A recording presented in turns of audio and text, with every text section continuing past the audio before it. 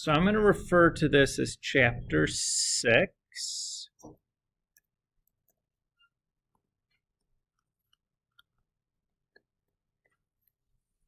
And what we're going to be looking at in Chapter 6 are radical functions.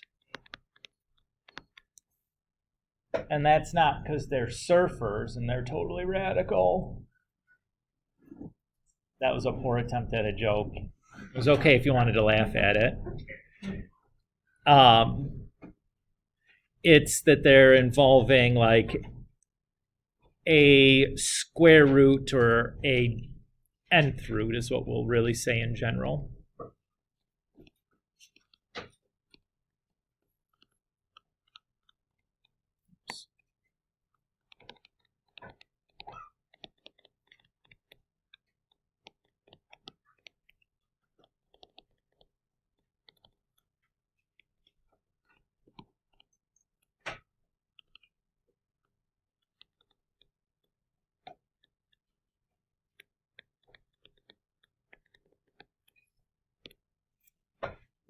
So we're just going to say that a radical function is something that can be written in the form y equals a times the nth root of x minus h plus k.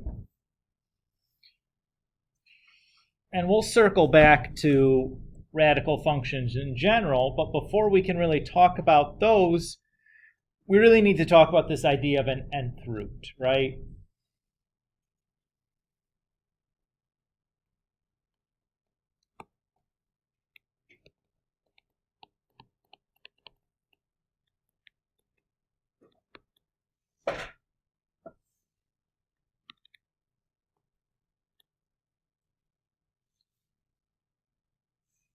So one type of nth root is the square root.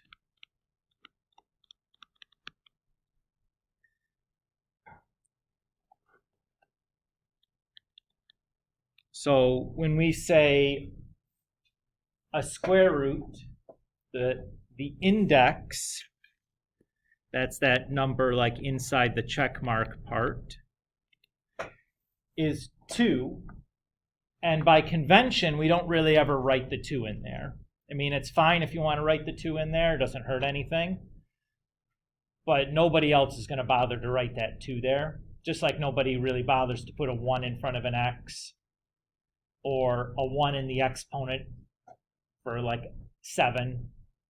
Right? It's just one of those things that like we write this and we understand if nothing is there that it's a 2. Is everybody okay with that idea? Okay. And maybe it's come up in, another math class or whatever where you've maybe even done a cube root here or there. There's a button on your calculator for a cube root.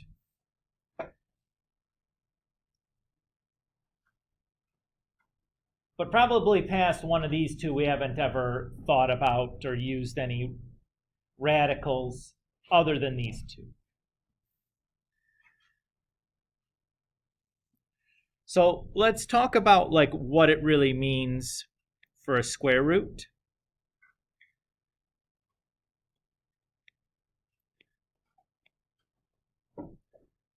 So if we have that the square root of a is equal to some number b,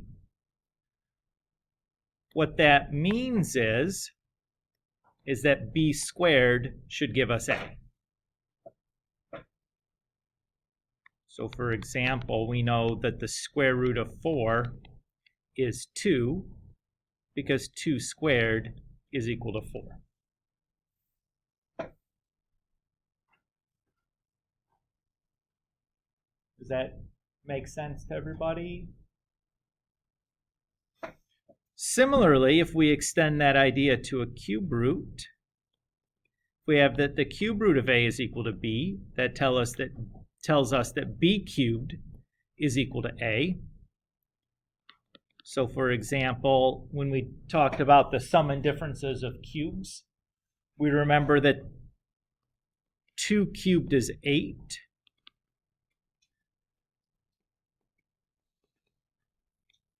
Because 2 to the third is 8.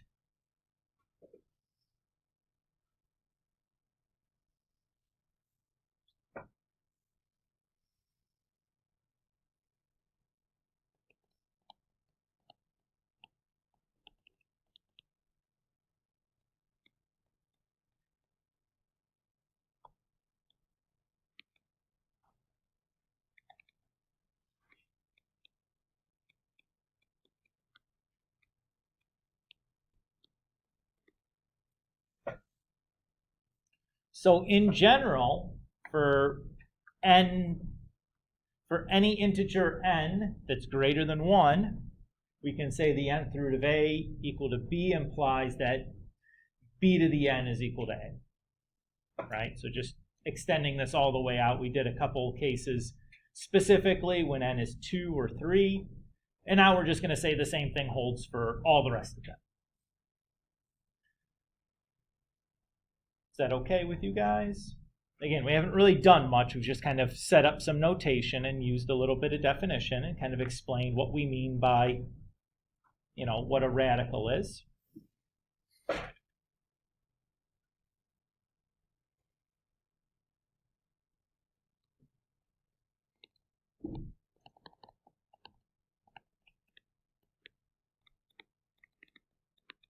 So what we'll do next for the rest of today is talk about simplifying radical expressions.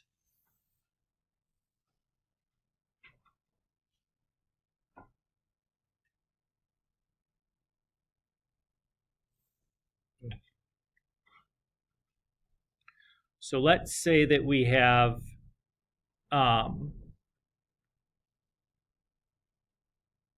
we'll just do some examples to do this. Let's say we start with like the square root of 8.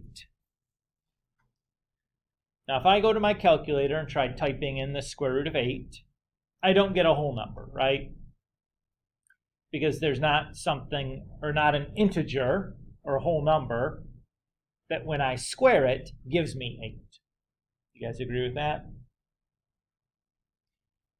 I know that 2 squared is 4 and 3 squared is 9. There's not another whole number in between 2 and 3, so there's nothing to give me 8. However, what I can do is I can think about 8 as 4 times 2. Everybody agree that that's still 8? And the advantage of doing that is that I can break a multiplication or a radical across multiplication.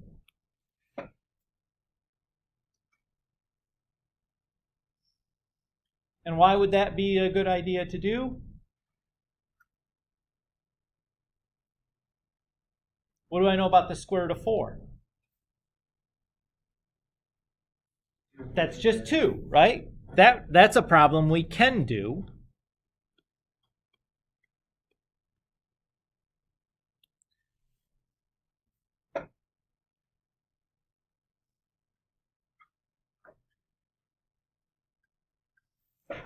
So the idea here is when I was dealing with a square root, I wanted to take the number underneath the square root and break it up so that I have a perfect square times something else. Because I can take that perfect square and simplify that. Does that make sense to everybody? Let's do another example.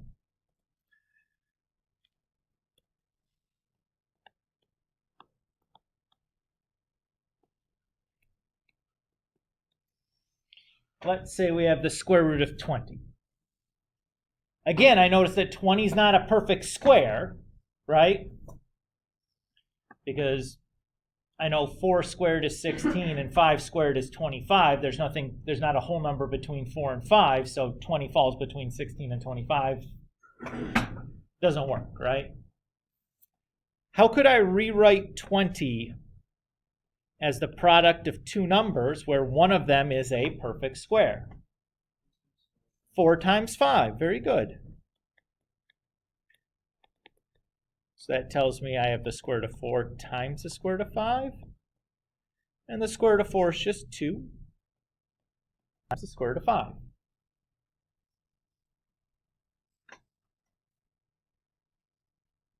Is that okay? So far, so good? We're just going to do a little bit until we kind of feel like we got a good footing here. And then we'll move on and start looking at the next idea after this. But this is kind of the ground floor, because if we can't do this skill, things get pretty unreasonable pretty quickly, so we want to make sure that we're good at this. Let's see, try this.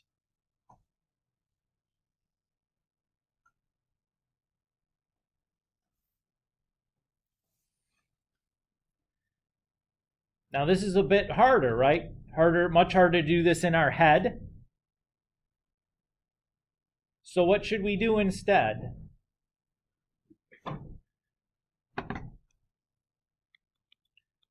Well, what I would recommend is doing a prime factorization. And after we do that, we can kind of sort out what we have left. So what is a number that goes into 192? Any number. 2. And you can tell right away 2 is going to divide 192 because 192 is an even number, right? Okay. So 2 divided by 192 is what? 1. Oh, I'm sorry. Thank you. Okay.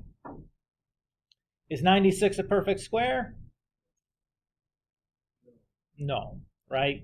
9 squared is 81 and 10 squared is 100. So let's keep going. What can go into 96?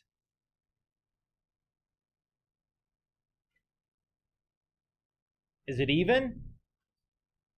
Yeah. So what can divide it? 2. Okay.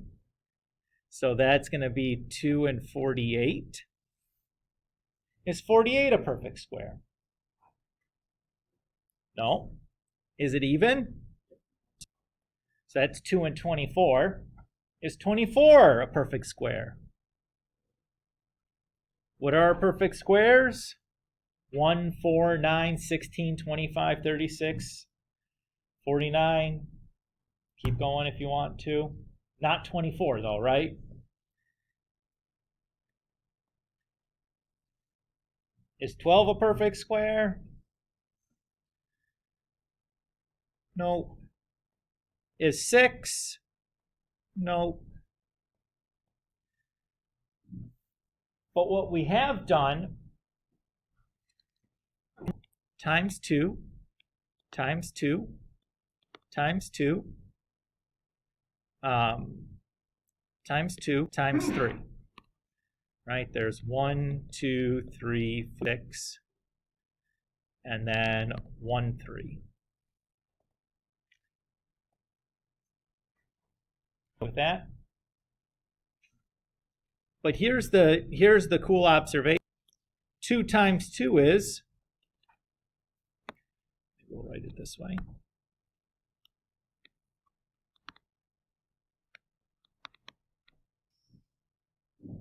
You guys all agree with that? So that's going to be square root of 4 times square root of 3. Or 2 times 2 times 2.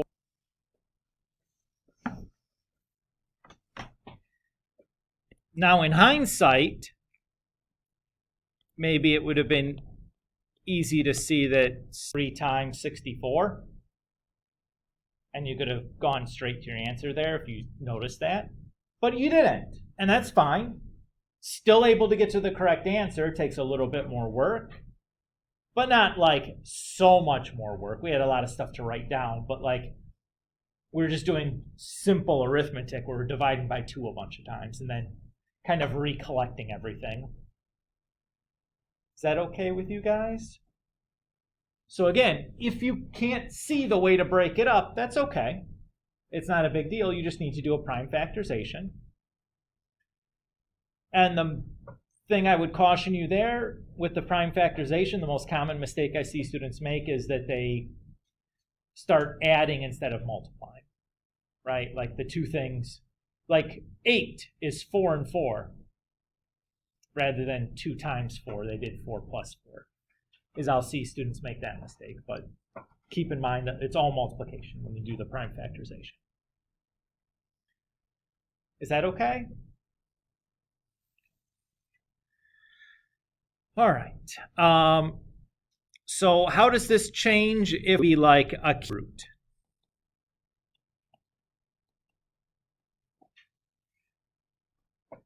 So let's say we have the cube root of 54. Notice you can tell it's a cube root because there we have something written in the index, right? The index there is 3, so we know it's a cube root. Everybody's good with that? Okay. So what are some perfect cubes?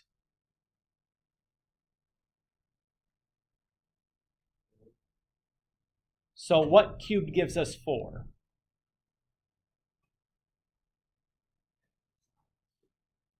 So let's go the reverse way. Let's start with 0. 0 to the third is 0, so that's a perfect cube. 1 to the third is 1. 1 is a perfect cube. 2 to the third is 8. 8 is a perfect cube. None of these, interestingly, divide 54, though, right? I mean, 1 divides 54, but that doesn't really help us get anywhere because it's just 1 times 54, and we still have the 54 there. What's 3 to the third? 27. 27 is a perfect cube. That goes into 54, right? Everybody see that? So let's do that.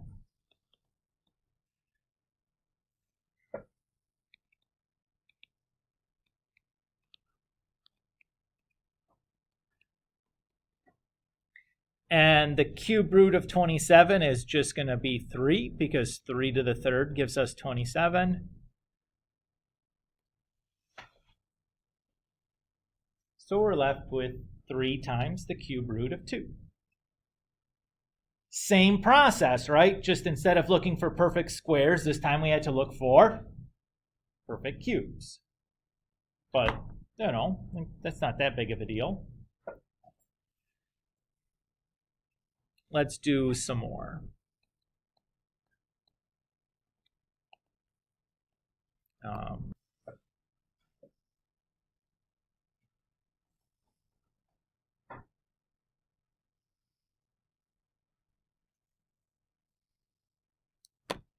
Okay. So again, another cube root problem. What's the first thing that jumps out at you that's different than anything we've seen to this point? A negative. Can we take the negative of a square root? No, right? That gives us an imaginary result. We're not going to worry about imaginary results in this chapter. Can we take the cube root of a negative, though? Is there something to the third power that can give us a negative? Yeah, that's okay, right? If I take -1, for example, and I raise that to the third power, that's -1 times -1 times -1. 3 negatives multiplied together gives me a negative. So cube roots, it's okay to take a negative. Is everybody okay with that idea? And in fact, all odd roots, it's going to be okay to do the negative, right? Will that be the case for any even root? No. Even roots are just like square roots. You can't do the even root for a negative. So you can't do a 4th root or a 6th root or an 8th root of a negative. But you can do a cube root or a 5th root or a 7th root of a negative. So far, so good? Okay. So right away, we can think about this.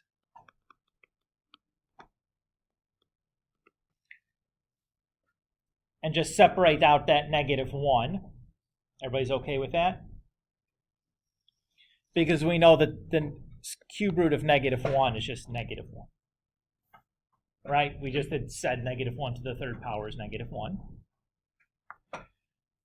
How about the cube root of 2? Does anybody see a perfect cube that divides that right away? Probably not in our head, right? What should we do? Let's do the prime factorization, right? That'll tell us.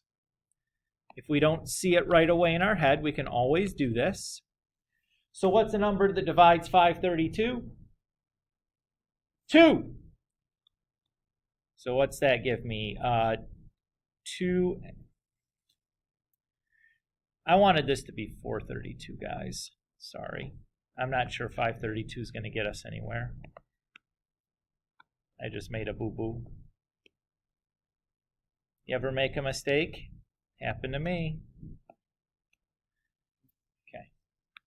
216. Is 216 a perfect cube?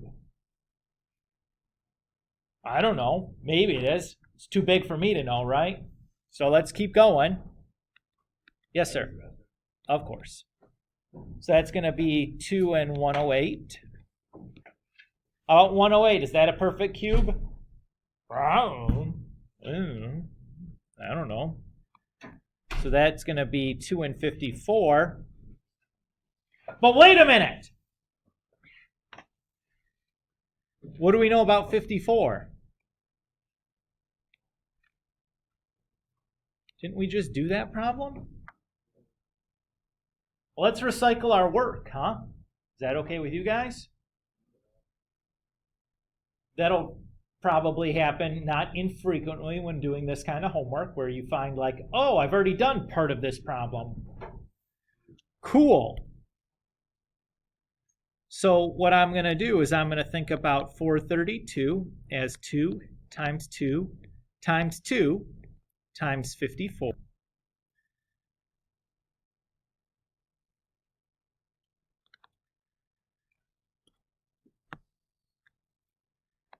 So I have the cube root of -1 times the cube root of 8 times 54. So we have cube root -1 times cube root 8, 54. So the cube root of -1 is -1. The cube root of 8 is 2. And the cube root of 54 is 3 cube root 2.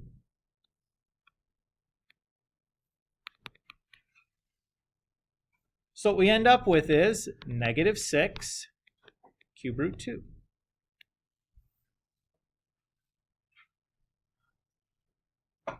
Because we recycled our work from the previous problem. Yes, sir. Go over that one. Sure. Where did I lose you at? Well, can you just like start from the beginning? So the first observation we made was that it was going to be okay to do the cube root of a negative, because if I multiply 3 negatives together, I still get a negative, right? So if I take a negative number to the third power, it still comes out negative, so I can always cube root a negative and get a negative back. So that was my first observation. That's why I pulled the -1 out. Good with that? Okay. So then I went to do the prime factorization of 432. So I said, okay, 2 and 216, 2 and 108, and then 2 and 54. And I stopped here because I was like, hey, I recycle my work from the previous problem to do that. Is that okay? I could keep going. It wouldn't be wrong to do that. But since I've already done the cube root of 54, I figure, hey, what the heck? I know what that answer is. Let me just take advantage of that. So when we have a negative, like -432, you should take out a -1 and then do the problem? Yeah. So if I look at my prime factorization then, I have 2 times 2 times 2 times 54. And 2 times 2 times 2 is just 8. So I just wrote it as 8, because that's a perfect cube, right? 8 is. And then I have 54. So when I broke it up, I have the cube root of -1 times the cube root of 8 times the cube root of 54. So I have -1 times 2 times my answer from the previous example, which was 3 cube root 2. The cube root of 54 we'd already figured out. So I just use that as a little shortcut. So when I multiply these coefficients together, -1 times 2 times 3 is -6. And the cube root of 2, oops, got to write that in there. It's just left by itself. Is that okay?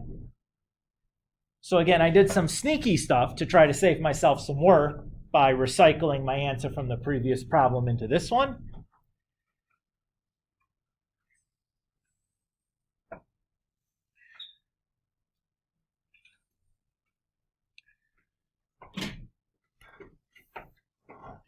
How are we doing so far? It's okay? All right. What if we did now some multiplication examples?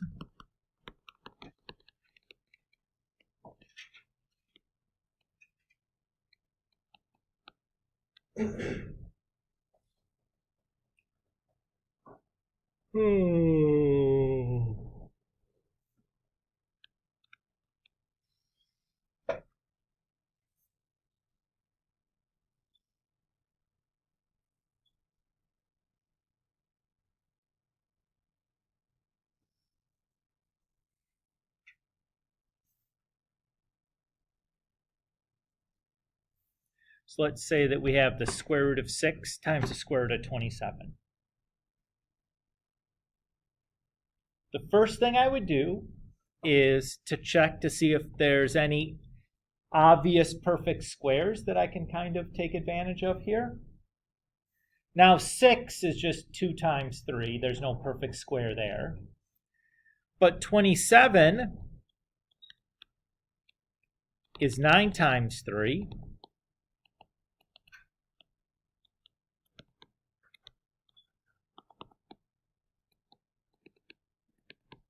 So I can do that.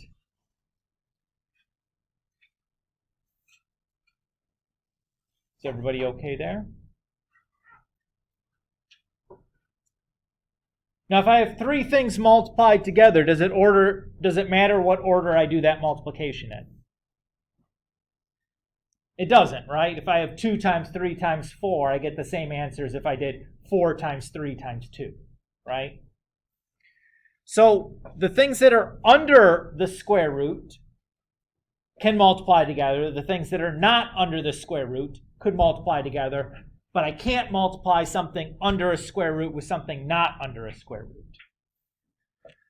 So what I'm basically saying is I can do this, because 6 times 3 is 18.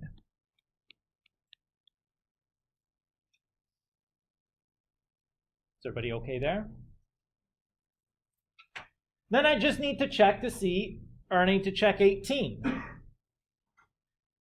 Is there a perfect square in 18? Yes, right? 18 is the same as 9 times 2. Very good. So I'll do the same thing. So I have 3 times square root 2. And again, the things that are not under the square root can multiply together. And I can just make 9 square root 2.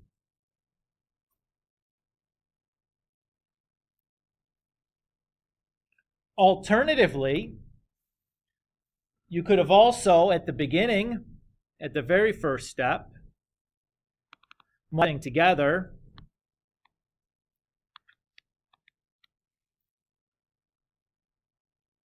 and just done 6 times 27. And then you might have noticed that 81 times 2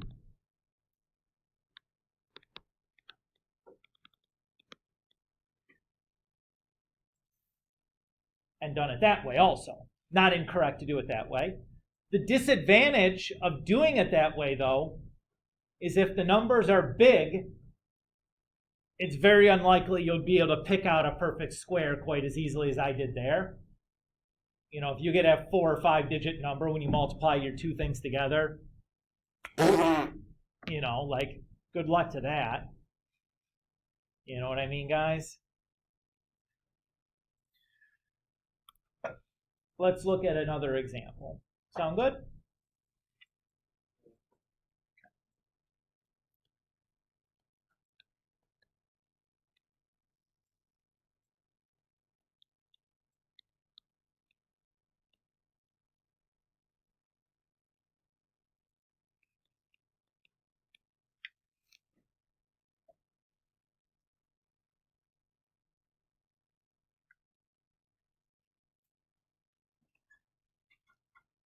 So this is an example of a problem where I probably wouldn't want to go and multiply these two together straight from the get-go, right? You're going to get a rather large number, and there's no chance that you're going to be able to pick out a perfect cube from that just on sight. Well, I shouldn't say no chance. It's unlikely that you'd be able to do that. Everybody agree with that? So here I think that leaving them separate is decidedly the better way to go. But even looking at these, it's unlikely that we see a perfect cube right away, right? So what do we do if we don't see the perfect cube right away? Okay. So what do I know that can go into 512? 2. Okay. And 256. What can go into 256? 2 and 128. Whoa! Look at that.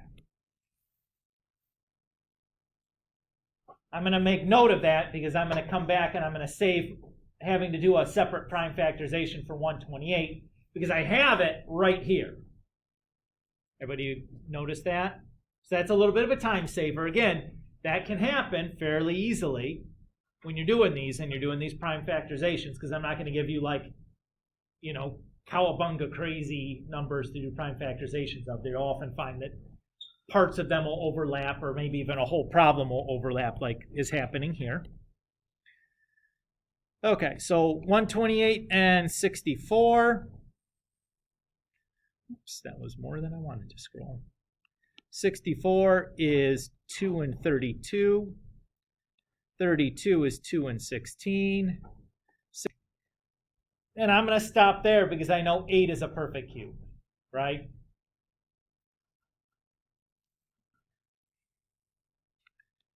So 512 is 2 times 2 times 2. That's an 8.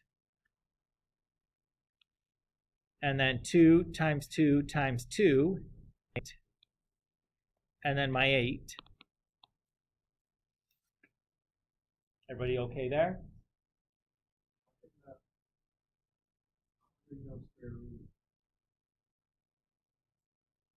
Well, because I'm just looking at the 512 part. I haven't finished anything yet. I'm just breaking down the 512 so I can do something with it. Is that okay? Okay. And if I look at the 128, since I have everything I need for the 128 here also, 128 is going to be 2 times 2 times 2. That's an 8. Another 8. And then this straggling 2 left over.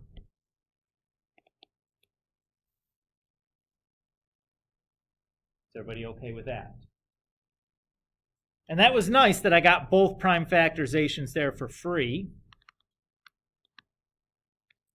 So 512 is 8 times 8 times 8.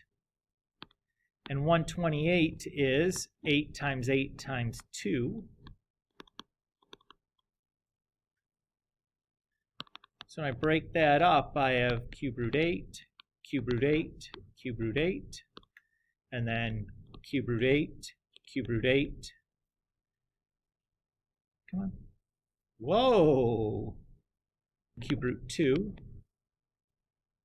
So I have 2 times 2 times 2, and then 2 times 2 times cube root 2, which is 2 times 2 is 4, 8, 16, 32 cube root 2's.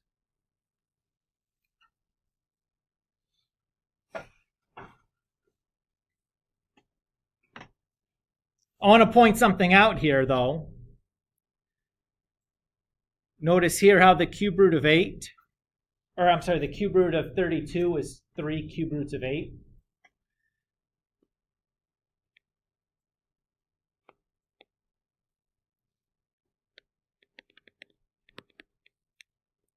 That told us 512 was just 8, that was a perfect cube. We didn't recognize it on sight because, like, who the heck knows that 8 cubed is 512? This guy did. But why would you know that? Unless you're super into, like, computer architecture, it's unlikely you would have recognized that as a special number. You know, like computer specifications, things are given in, like, the megabytes of RAMs are always in powers of 2. You have 4, 8, 16, 32, 64, etc. It has to do with, like, how a computer's, like, works, like the binary code that's the computer uses to do things internally. That's all, like, under the surface, underneath all the user interface stuff that you see. But binary is based on zeros and ones, so you have 2 choices. So all that computer architecture is kind of built on powers of 2. So 512 is a common, like, RAM quantity that you might see on a computer. So I recognized it right away. But, like, dude, why would you? I don't know. You wouldn't. That's why I chose it. You know what I mean?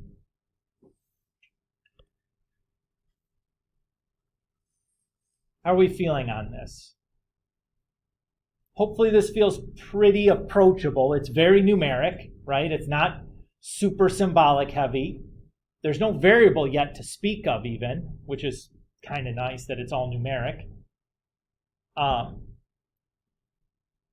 Should we do one more or a couple more examples and call it a day? I don't want to do too much this first day. Again, this is an important skill that if we're not able to kind of break these things apart, doesn't really matter what we do after that, because if you can't do this, then everything after gets, is a problem. So we'll keep going, do a couple more. Okay. But notice that these multiplication problems are not substantively different than just the simplifying problem, right? You just have more things to simplify than multiply the answers together. And then check if you can simplify some more.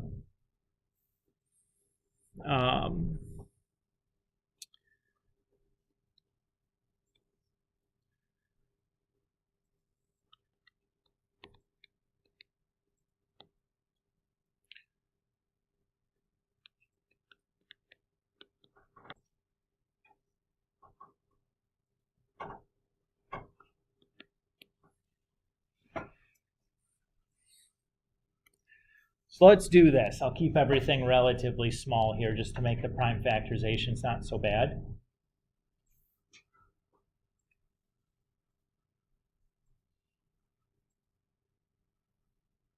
All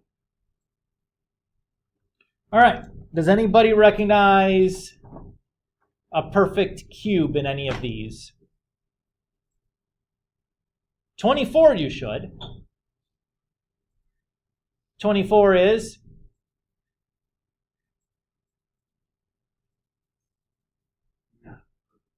It's not a perfect cube, but it has one inside of it. It's 8 times 3, right? 8 is one of our perfect cubes. That's one that we're often hunting for. It's really the smallest one to find. So let's do that. Everybody's okay there? Now, does 8 go into 36? Definitely not. So that's not any help to us. And does 8 go into 108? Definitely not. So that's not any help to us. So let's just go for a prime factorization from here. Sound good? Okay. 108 is, wait a second. I know what 54 is, right? We did that problem already. We did the cube root of 54 way back there. Again, you are welcome to recycle previous work that you've done. Cube root of 54 is 3 times cube root 2.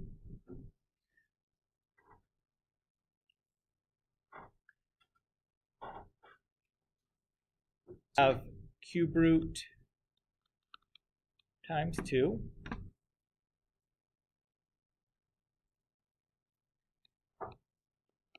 And I'm just going to write that down so I remember it later on. If I do the 36, that's 2 and 18. That's 2 and 9. That's 3 and 3. I don't have 3 of any of those, though, right? So I'm just going to write them all separate.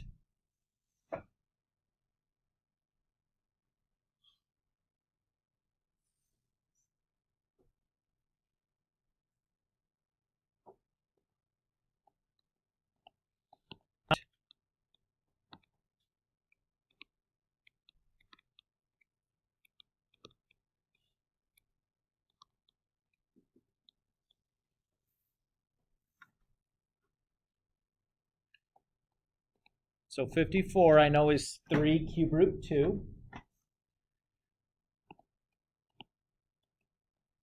That cube root 2 I can't do anything with. The cube root of 8 is just 2. And then this cube root 3's and 2's here I can't do anything with.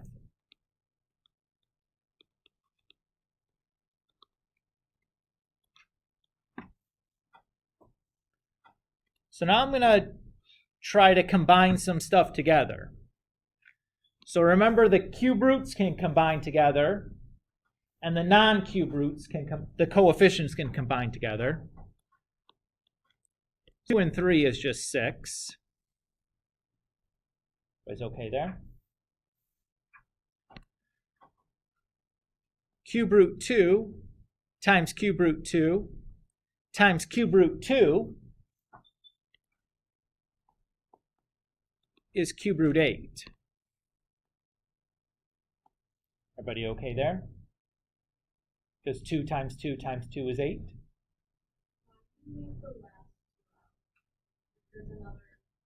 Well, because that's not, it's going to get me too many. It's going to be more than a perfect cube. You could include it, and then it's 16, and then you just have to break up 16 into 8 and 2 on the next step, which is going to be the same thing that I'm going to end up with if I don't include it. But you could. It's not wrong to do that. It just makes it a little bit, then you have to break that back up again to get your perfect cube back out. But it's not wrong if you wanted to do that there. If I look at my cube roots of 3, I have 1, 2, 3 of those. So 3 times 3 times 3 is 27. That's a perfect cube. And then I just have that little cube root of 2 left at the end that I haven't done anything with. Does everybody see what I did there? So it's going to be 6 times 2 times 3, and then my cube root of 2. For 36, cube root of 2.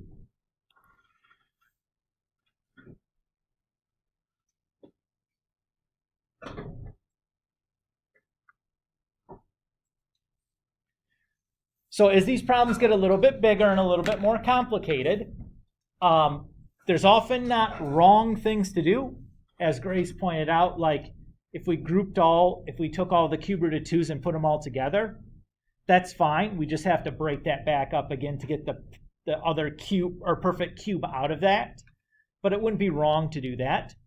As you go through and start doing some practice on these, kind of try to be mindful of like, oh, look at this. I did some stuff, and then my next, like one step later, I had to undo all this stuff that I just did to kind of get things broken back apart. And look for places like, oh, really I only want to do like this much of that. And then I'll take everything else as my leftovers, and then I don't have to break it up again like 2 steps later.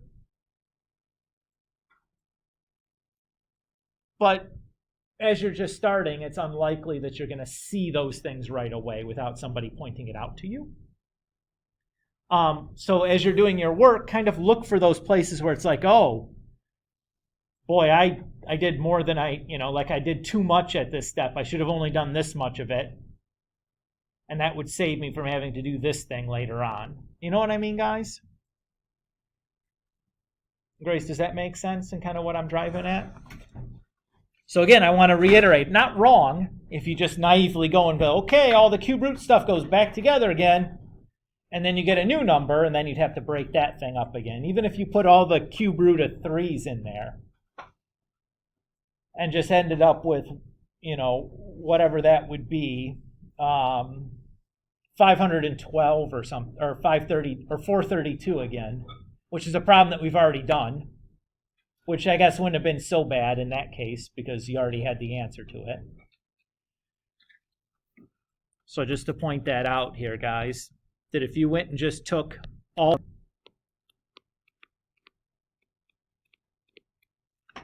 you would have had 6 times the cube root of 432. And that's the problem that we just did a second ago, right?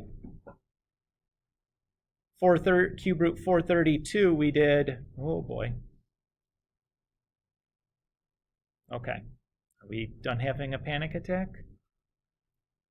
So, right? Or virtually, we did negative 432. So you could have gotten right from there and recycled that answer.